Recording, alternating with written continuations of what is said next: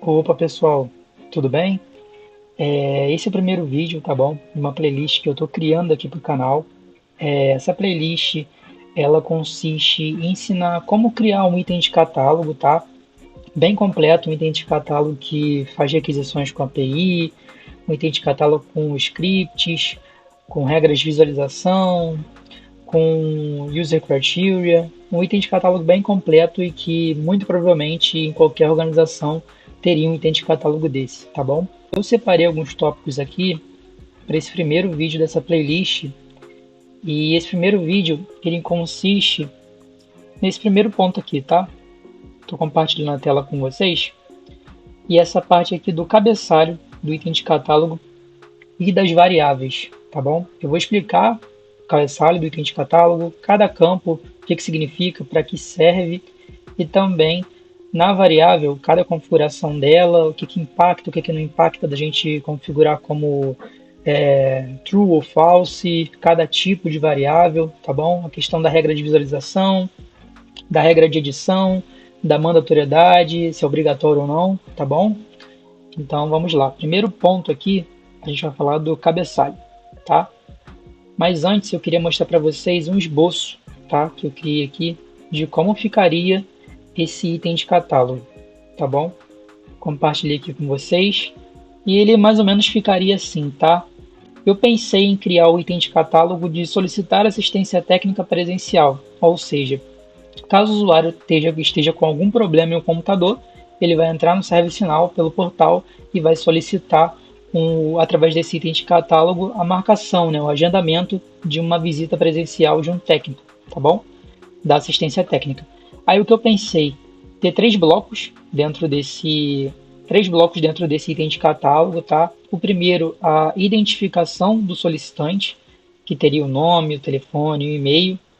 Um segundo bloco com as informações da localidade do solicitante, teria CEP, logradouro, todas as informações, tá bom? E aqui no final, um campo de endereço completo, que teria a possibilidade de juntar, concatenar as informações para ficar mais simples do suporte, do solucionador atender isso. E aqui detalhes da solicitação, onde ele seleciona o computador, coloca a descrição daquele problema que está ocorrendo, a data e a hora da marcação da visita, do agendamento, e um campo aqui não obrigatório de informações adicionais, tá? Então vamos lá. O primeiro ponto aqui é falar sobre os cabeçalhos dentro do item de catálogo. Como é que eu faço para acessar o item de catálogo? Eu preciso colocar aqui, abrir o menu, né? O all aqui. Aqui dentro eu boto sc cat item.list e aperto enter. Automaticamente ele vai abrir para mim essa tabela aqui com todos os itens de catálogo que estão disponíveis na minha instância, tá bom? Eu vou criar meu novo item de catálogo do zero. O nome dele, como eu coloquei aqui, vai ser solicitar assistência técnica profissional. Então, solicitar assistência técnica presencial. Falei profissional, mas é presencial. Aqui o primeiro ponto, né? O catálogo. Porque tem o primeiro passo aqui de você preencher, né? Esse cabeçalho do item de catálogo. O que significa isso, né? O catálogo. Se a gente vir aqui no cadeado, a gente vê que tem um campo referência e a gente consegue buscar aqui na lupinha os catálogos disponíveis. Vocês podem ver que tem aqui alguns, tá? 3 disponíveis: Technical Catalog, Resources e Service Catalog. Eu vou escolher aqui o Service Catalog, tá bom? E vou mostrar para vocês o que significa isso, tá? E aqui na categoria, que é diretamente um campo diretamente ligado ao catálogo, ou seja, qual catálogo eu escolher aqui em cima, necessariamente vai aparecer as categorias daquele catálogo aqui embaixo. Eu vou escolher aqui os services, tá? Aí o que significa isso? Eu vou abrir aqui de novo a minha instância, tá bom? Menu, e vou colocar aqui self service. Apareceu já para mim, tá bom? E aqui eu posso vir em service catalog, ou seja, qual é o meu catálogo de serviço para eu poder requisitar esse serviço, né? Qual é o meu catálogo de serviço para eu poder escolher? Aqui aparece uma variedade para mim eu já consigo entender que eu entrei aqui no catálogo, Service Catalog, aqui em cima, que foi justamente a opção que eu escolhi aqui, tá? Nos catálogos. E agora eu procuro a categoria que eu escolhi. A categoria foi Services. Então, eu venho aqui em Services. Teoricamente, o meu item de catálogo que eu criar, quando eu salvar ele, ele vai aparecer justamente aqui, nessa tela para mim. Eu vou deixar essa tela aberta, tá? Para a gente depois dar uma recarregada nela e ver o nosso item de catálogo. Deixa eu preencher. Pronto, já preenchi esses campos aqui, os primeiros, né? E vou salvar. Posso clicar com o botão direito aqui e salvar, ou venho aqui no menu hambúrguer e clico em salvar. Deixa ele salvar para mim, que a gente recarrega lá o catálogo e verifica se apareceu o meu item solicitar assistência técnica presencial. Pronto, eu dei uma carregada aqui e ele já apareceu aqui para mim.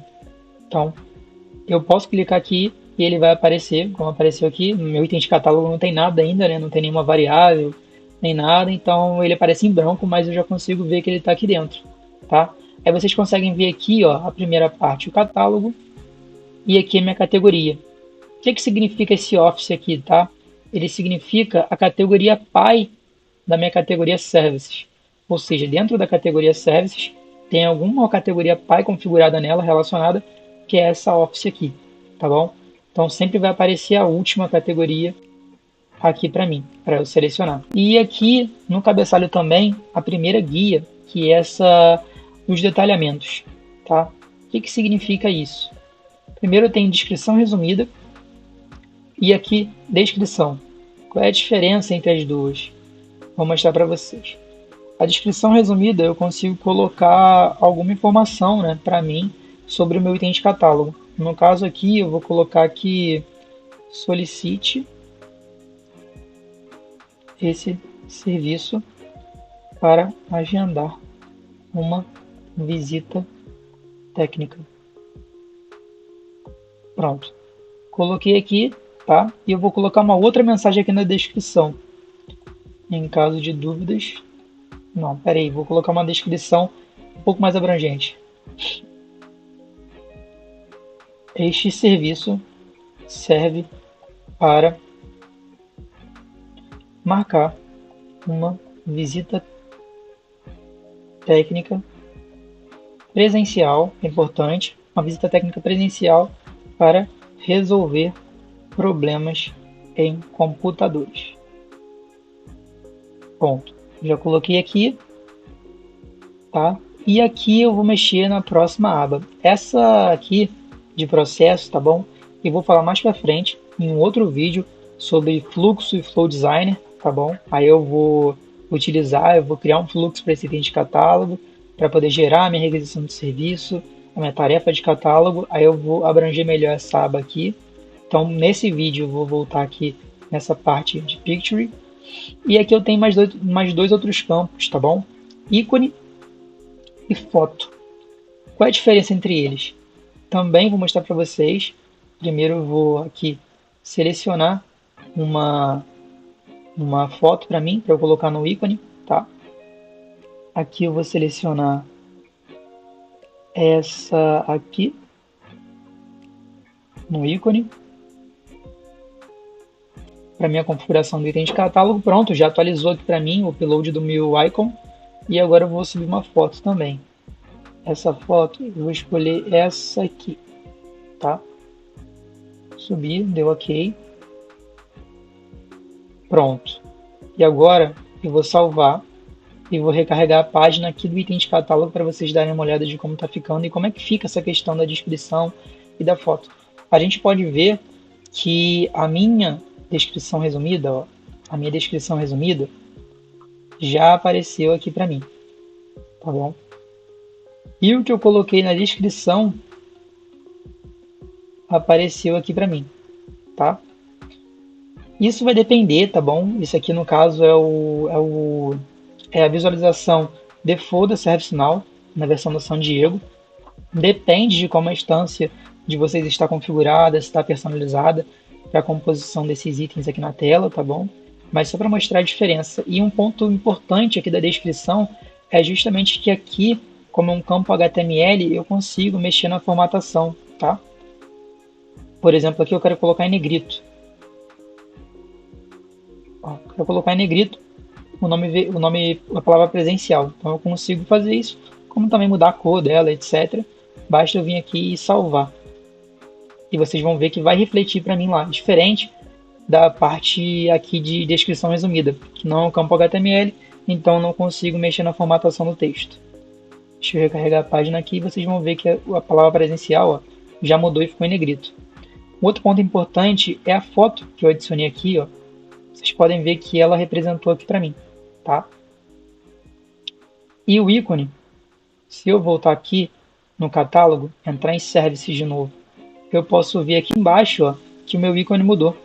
Vocês podem ver aqui que meu ícone mudou e está justamente esse ícone que eu fiz o upload aqui, tá? Antes estava um quadradinho branco e agora é esse novo, então eu posso personalizar. Como fica a visualização disso no portal? Request something. Aqui eu venho, deixa eu ver onde é, Office, né, que eu vi que era a categoria Pai. E aqui, ó, vocês podem ver que a foto fica aqui para mim e se dá um show details aqui, eu consigo ver a descrição, entendeu? Nesse caso aqui para mim não aparece o ícone no portal. No portal só aparece lá no back-end, que é essa parte aqui, tá? Tá bom, vamos continuar então. Preenchi todo o cabeçalho, as partes que importam, né, do cabeçalho do meu item de catálogo e agora eu vou salvar para não perder o que eu fiz. Pronto. Essas são as configurações iniciais, né, do item de catálogo. Aqui embaixo, ó, tem algumas listas, vocês podem ver aqui embaixo, tem essas listas relacionadas, tá?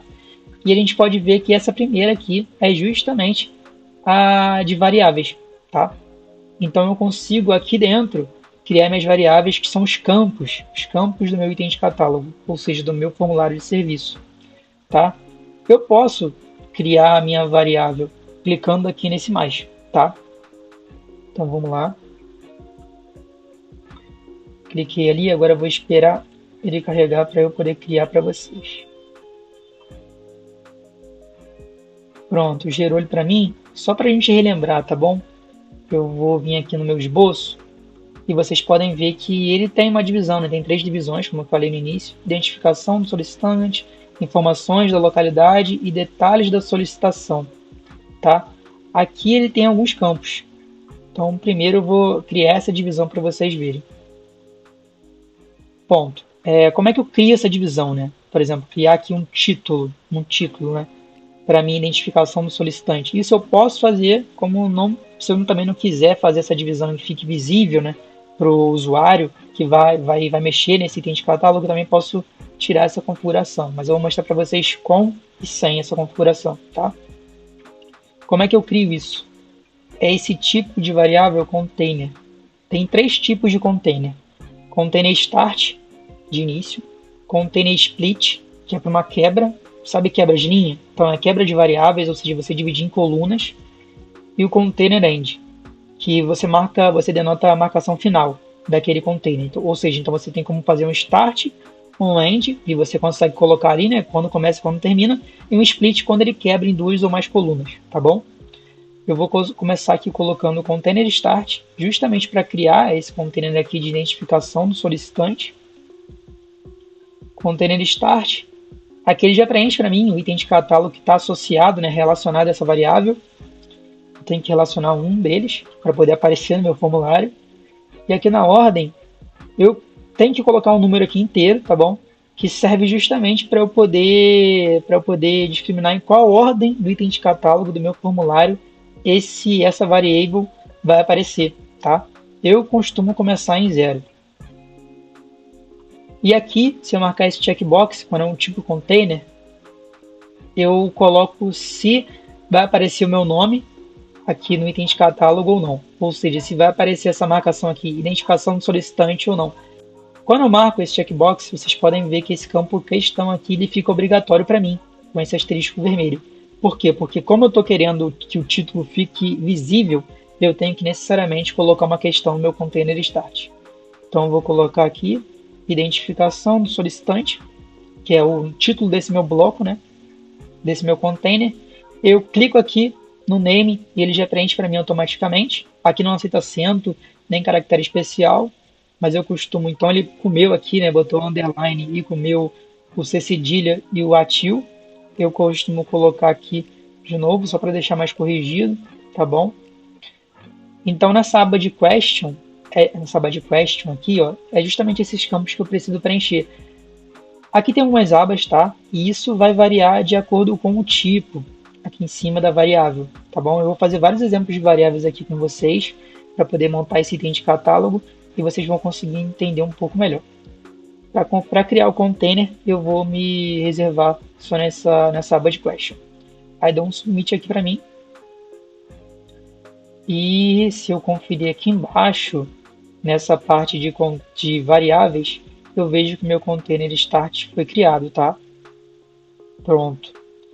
Show de bola. E agora eu vou criar o outro, né? Aí de fato aqui agora eu vou começar com minha primeira variável, que é um campo, que é o nome do solicitante.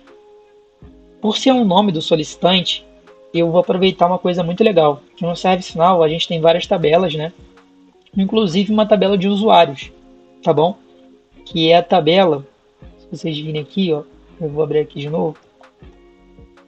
Se vocês virem aqui, tentarem abrir uma tabela. Para abrir uma tabela, você pode pesquisar aqui no Filter Navigator ou colocar o nome direto dela aqui. Eu já sei o nome dessa tabela de usuários, que é sysuser. Então basta eu colocar aqui o nome dela e apertar, escrever .list e apertar Enter. Aí já carrega para mim. Então eu tenho aqui a tabela de usuários, tá bom?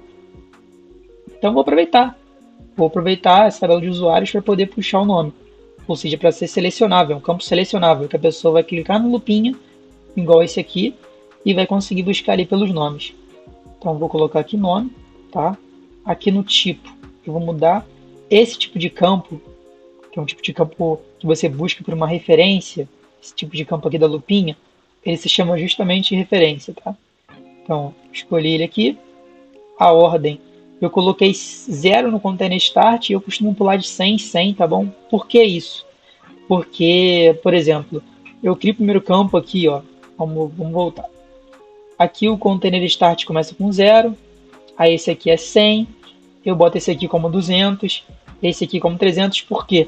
Porque caso no futuro eu queira incluir mais um campo aqui no meio desses dois, eu tenho que ter um espaço para poder encaixar nessa ordenação. Só é errado ordem 1, ordem 2, ordem 3. Por quê? Porque se você tivesse que corrigir a ordenação, você ia ter que mexer em todos os outros campos. Eu já comecei com o container start como 0, então aqui eu vou meu primeiro campo nome, como 100.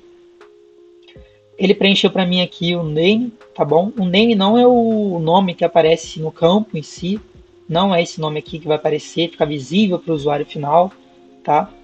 E o que vai ficar visível para o usuário final é esse question text aqui, tá? Então é o nome que vai ficar visível para ele. Aqui nesse campo annotation, eu posso colocar uma dica, tá? Uma dica para o meu usuário. Está preenchendo, está com alguma dúvida, eu consigo colocar uma dica aqui para ele do que preencher. A gente vai usar isso mais para frente, mas caso eu quisesse colocar alguma dica, eu só colocaria aqui, tá? Escreveria aqui alguma coisa. E aqui eu também posso colocar instruções. Aí, de novo, aquele mesmo pensamento do campo descrição resumida e descrição, que um HTML e o outro é um campo texto puro, de input. Aqui, nesse campo de instruções, eu consigo modificar o tamanho da letra, a cor da letra, ser negrito, itálico. Então eu consigo melhorar isso. E aqui, quando eu coloco uma anotação, eu tenho que marcar essa flagzinha aqui de Show Help, para poder mostrar lá no meu portal, no meu back-end, um sinalzinho de que ali tem uma dica de preenchimento, tá bom? Para poder ser possível ficar visível isso. E com esse checkbox aqui marcado, sempre vai ficar expandido essa minha dica, tá? Ela não vai vir oculta e a pessoa vai ter que clicar nesse botãozinho de dúvida para poder abrir a minha dica. Se eu desmarcar, fica só um botãozinho assim, que eu vou mostrar mais pra frente. Tá? Eu vou, na verdade, colocar aqui o helpdesk. Digite o seu nome. digite o seu nome. Pronto. E aqui eu já desmarcado para a gente conseguir ver como é que fica. Aqui nas especificações, importante. Como eu coloquei aqui em cima que é um campo referência, que ele faz referência para uma tabela para eu escolher algum dado, né? Ele abriu para mim esse campo referência também. Então aqui nesse campo de referência eu tenho que selecionar qual tabela que eu quero que faça referência nesse campo. Ou seja, quando o usuário clicar no lupinha, qual tabela vai ter que abrir para ele selecionar algum dado. Eu quero que seja na tabela de usuários. Então basta botar o nome da tabela aqui, tá? E procurar ela. Você pode colocar assim, como eu coloquei aqui em cima, o nome da tabela, tá? Que é esse nome aqui, que aparece aqui em cima. Ou você pode colocar o nome técnico, que é o sysuser, tá aqui do lado. É mais fácil de você achar porque é único, né? Então vou colocar aqui, ó, sysuser. A lista já mudou um pouco, né? Já reduziu. E se eu colocar aqui você pode ver que a tabela aqui, ó, tá sempre com esse colchete, o nome técnico. Então eu vou abrir e fechar colchete na tabela que eu coloquei aqui o nome técnico, ele já aparece para mim. User, sysuser. Aí eu seleciono. Tá, beleza. Agora vamos pensar, como é que eu crio, por exemplo, eu quero que só aparece lá os usuários que estão ativos para o meu solicitante selecionar o nome dele, né? O usuário dele lá. Como é que eu faria isso? Tem justamente esse campo aqui de você qualificar o filtro que você quer colocar. Você aqui nesse campo de cima, você pode escolher da forma simples, que aparece aqui embaixo, esse campo aqui para você escolher o filtro. A parte dinâmica, que isso aqui a gente pode até falar mais para frente, mas você tem que escolher um filtro dinâmico recém-criado, previamente criado, desculpa, ou da maneira avançada, que você consegue colocar aqui um JavaScript, tá bom? Ou uma query. Tá, eu vou fazer seguindo a maneira simples aqui, tá bom? Primeiro eu vou mostrar aqui na tabela de usuários, ó. Vocês podem ver que eu tenho a coluna Active. E se o cara está ativo ou não, tá bom? Como é que eu faria para filtrar só os usuários ativos? Eu venho aqui no botãozinho de filtro, boto aqui Active, que é o nome da coluna, is true. Executo.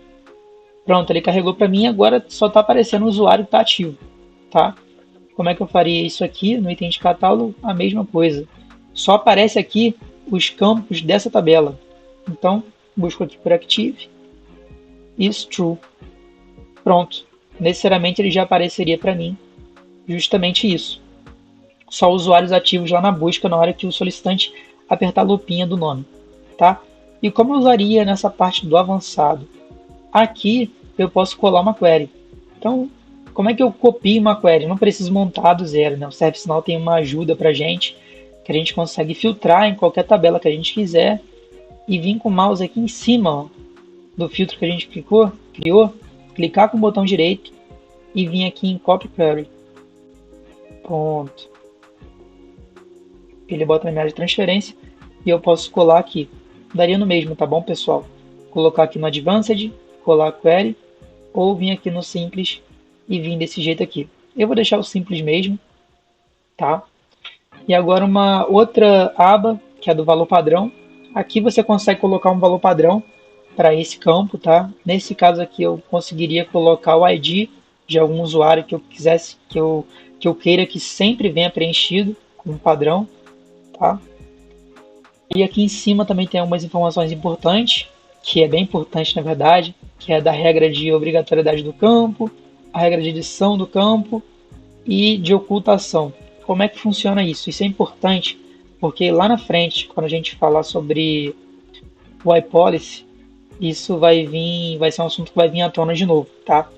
Mas é importante ressaltar que se você tem um item de catálogo que ele não tem alguma condição para exibir algum campo, ou seja, vamos supor que eu tenho esse meu formulário aqui e eu só tenho esse campo de localidade, né? Aí vamos supor que esses outros campos de localidade só ficassem exibidos para o solicitante a partir do momento que ele digitasse algum CEP. Ou seja, ele abriu o formulário, só vem o campo CEP visível e todos os outros de endereço invisível. E a partir do momento que ele digitasse um CEP, aí sim iria exibir esses outros campos aqui na tela para ele digitar, tá? Se esse fosse o caso, eu não usaria no campo CEP a regra de mandatoriedade que está aqui, eu não selecionaria aqui. Isso teria que ser dentro da UI Policy. Mais para frente, nessa mesma playlist, vai ter um vídeo, tá bom? Sobre UI Policy, então vocês vão conseguir ver isso. Quando esse vídeo estiver pronto, eu vou colocar aqui na descrição, vou marcar no card, vai estar bem acessível para vocês aqui, tá?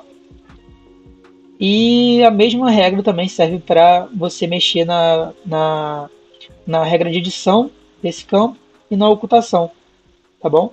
Nesse caso, como esse meu campo nome, ele não tem regra de visibilidade, etc., eu posso necessariamente vir aqui e marcar ele como obrigatório, que ele vai ter que ser obrigatório, porque aqui na minha especificação ele está marcado com esse asterisco aqui que eu coloquei no meu esboço, né, que ele tem que ser um campo obrigatório, tá bom? Então eu marquei aqui como obrigatório e dou um submit nele. Tá, meu item de catálogo, beleza. Deixa eu voltar para o meu item de catálogo aqui. E a gente vê aqui embaixo as variáveis que eu criei. Pronto, ó, meu campo referência de nome, beleza. E agora eu vou continuar criando. Qual o segundo? É o campo telefone. O campo telefone ele vai ser um campo texto, tá bom? Campo texto aberto.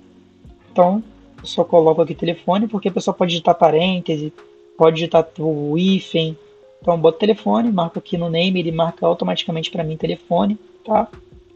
Aqui eu vou colocar um texto de exemplo, porque eu quero mostrar para o meu usuário como eu quero que seja preenchido esse campo, mas sem preencher de fato. Eu boto aqui o DDD, tá? E aqui,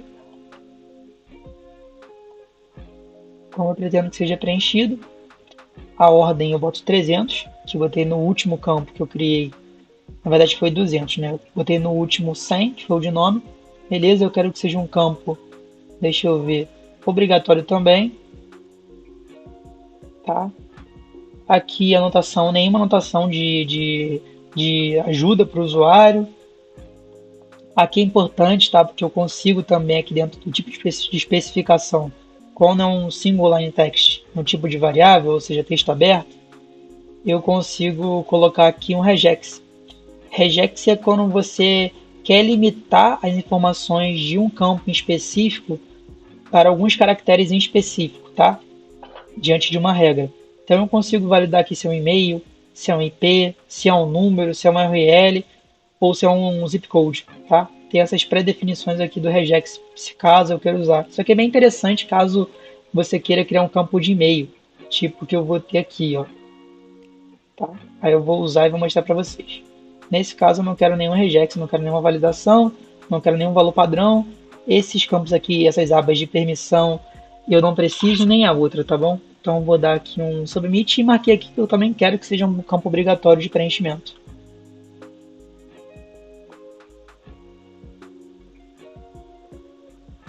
Pronto. Ele criou para mim de boa, ó, a ordenação certinha para mim, tá? E eu vou criar minha nova aqui, que agora é o e-mail.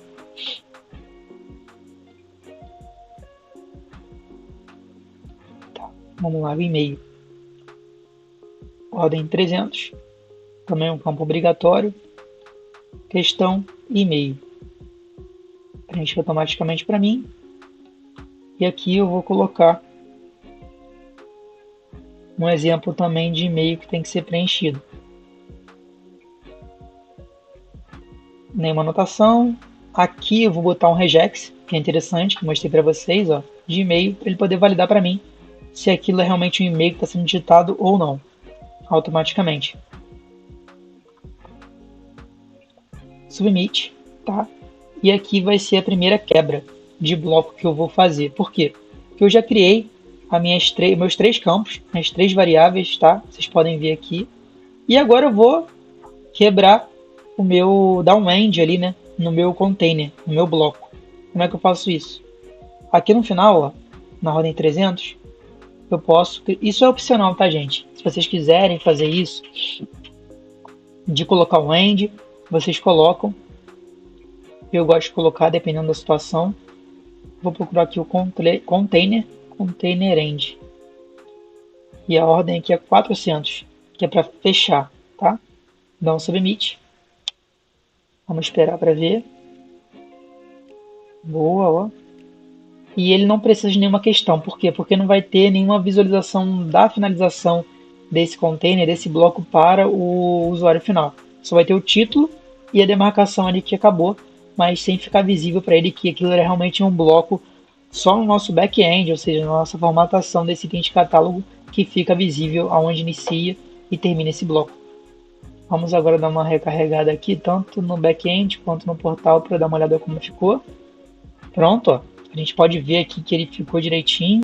Aqui o bloco, ó, tem direitinho, eu consigo aumentar e minimizar o bloco do container, porque eu declarei um início e um fim, então eu consigo fazer isso. Aqui no portal fica assim. Agora eu vou continuar para a criação. Eu volto com vocês quando tiver alguma coisa fora do que a gente já viu até agora, tá? Pronto, pessoal, agora a gente chega aqui no nosso último campo, que é o endereço completo. E qual é a ideia desse campo, tá?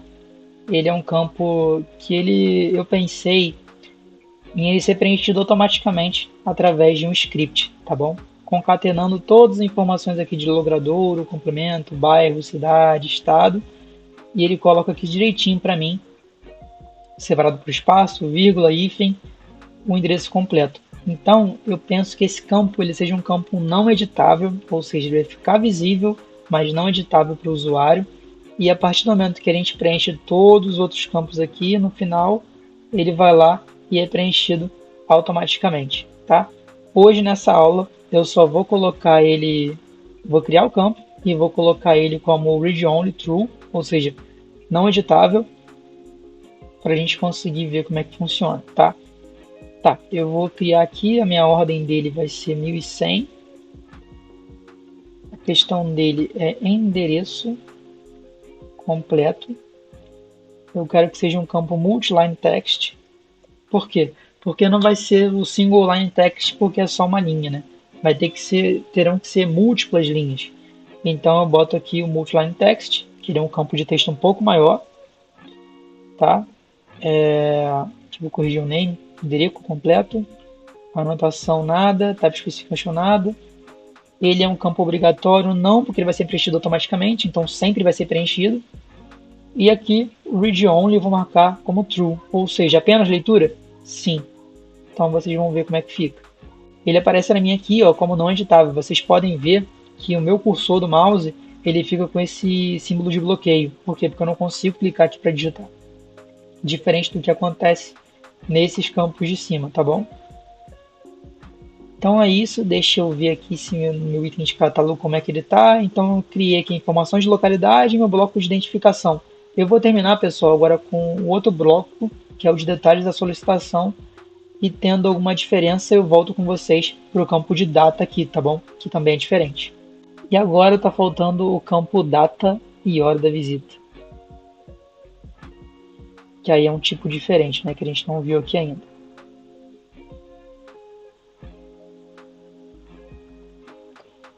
Ordenação 1700 agora, né? 1700, obrigatório. É um campo data e hora. Basta botar aqui date /time. Pronto. Qual é a questão? Selecione a data do agendamento. Pronto. Aqui aparece para mim já. Não tem nada para eu colocar aqui, nem anotação. Vou dar um submit também.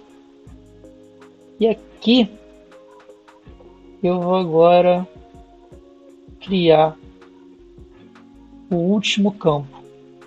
Single line text, não, ele é um campo multiline text. Informações adicionais. Não é um campo obrigatório, por quê? Porque eu quero que, se tiver informação adicional, adiciona, escreve. Se não tiver, também não precisa fazer nada. Então não vou marcar como obrigatoriedade. E aqui eu tinha esquecido qual era a ordem, então eu vou fazer de novo aquele passo de clicar 2 vezes. Botar 1800 dar um check aqui, só para ver se deu certo, pronto. E agora criar meu container end na ordem 1900. Para fechar o último bloco, né, que é esse bloco aqui de informações da solicitação, tá?